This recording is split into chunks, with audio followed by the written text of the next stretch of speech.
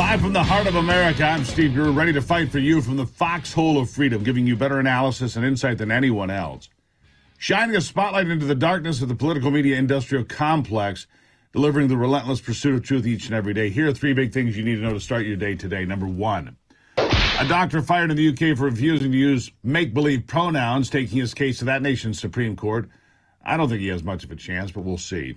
Number two, the U.S. Supreme Court delivers a terrible decision to base voting districts on race, which is clearly unconstitutional on its face in and of itself, but they did it anyway. And number three, in a stunning coincidence, on the very same day several members of Congress were finally able to see the so-called FD 1023 document that outlines a scheme by which both Joe Biden and his crackhead son Hunter received $5 million each in a bribe from a foreign national.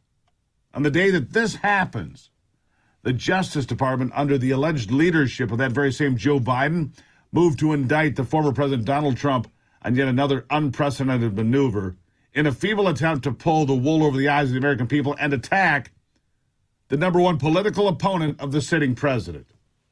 Consider this. Hillary Clinton was subpoenaed to turn over 33,000 emails and several devices, but instead, she deleted the emails, acid washed the hard drive of the computers, and then her team took hammers to the cell phones, destroying them completely. But Hillary Clinton was never indicted for giving the finger to those demanding she turn over the material. Nobody on her staff was ever indicted either. No grand jury was ever impaneled, and instead James Comey came out in front of the world to declare no prosecutor would ever pursue the case in the matter. The world's tallest Boy Scout is just another scumbag in the middle of the wretched D.C. swamp. That's a fact. The FBI and DOJ were made aware of the bribery scheme involving the Biden family, by the way, in 2017. 2017, when a whistleblower put the information on the record of that FD 1023 form. Members of Congress streamed out yesterday to say the entire bribery and money laundering scheme by the Biden cabal was incredibly credible. Among those, Nancy Mace of South Carolina. Not someone Donald Trump could count among his friends. Donald Trump tried to primary her last year, but someone who saw the evidence and remarked on how credible it was. Listen to this. Hillary Clinton having the server in her bathroom at her home with classified information on private email servers. Everyone's held to a different standard but Donald Trump. And that's wrong. And I do believe tonight that Joe Biden just secured Donald Trump's nomination for Republicans in 2024. You do? Why do you say that? Well, looking at the way that they're treating him in one way versus everybody else, Biden, every time that Biden comes under the microscope, every time we show corruption by Joe Biden and his family, there's an indictment on Donald Trump. And when you look at the standard that he has, it's a double standard. It's a second-tier double standard of justice in this country. And what the American people want, they want everybody to be treated the same. That's exactly right. Equal treatment under the law. That's all we ask.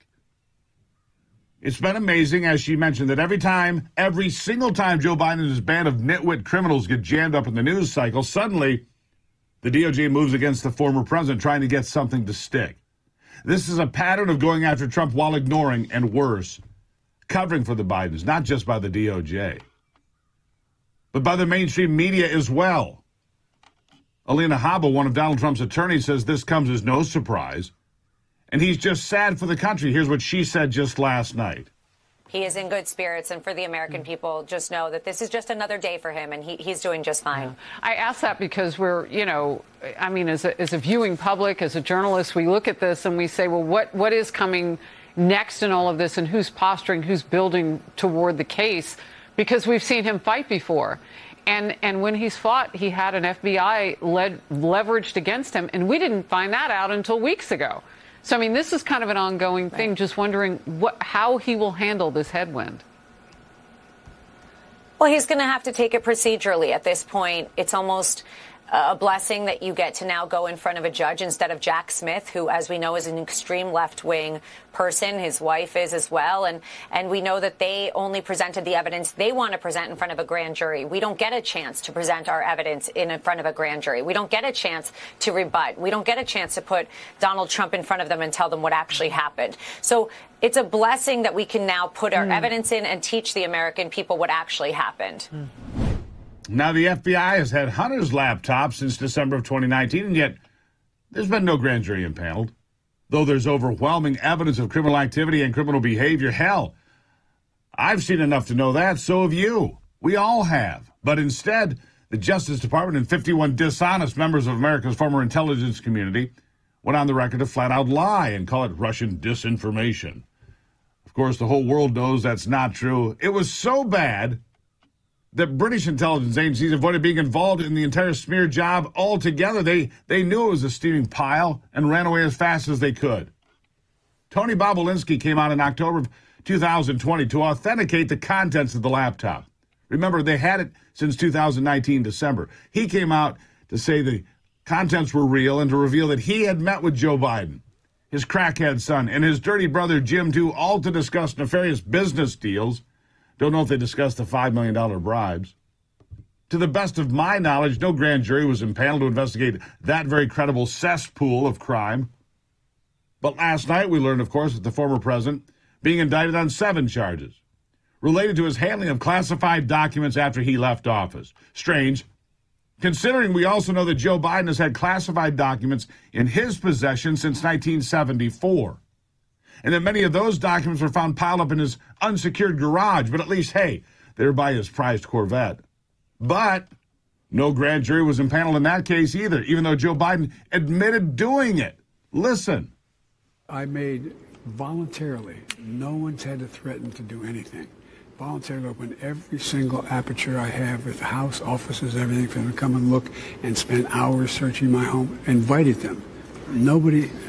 And so, and the best of my knowledge, the kinds of things they picked up are things that from 1974, and stray papers. There may be something else I don't know.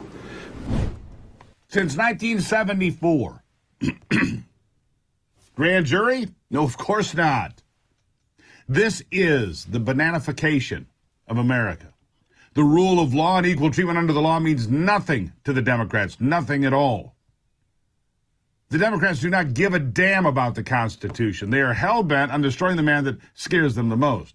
The leading candidate for the Republican Party that is leading Joe Biden in the polls, by the way. That's what scares them. Jonathan Turley says the Democrats are creating a real problem for themselves. Listen. Well, that's, once again, a rather wicked constitutional problem. There's a big debate as to whether you should or be able to impeach someone for conduct before they became president. One of the interesting things here is that Joe Biden, as president, has been denying these allegations. So there may be a bootstrapping that can occur. But the Democrats just created a precedent that you can impeach a former president, because President Trump had left office by the time of his Senate trial. And so they may have created precedent that would allow you to impeach Vice President Biden, to go back retroactively to impeach. So this is just going to get very, very weird. Yeah, very, very weird. I'm not done here. We're just getting warmed up here today. The double standards, the attacks on Donald Trump. Remember, Donald Trump says if they're not after him, they're after you. He just stands in the way.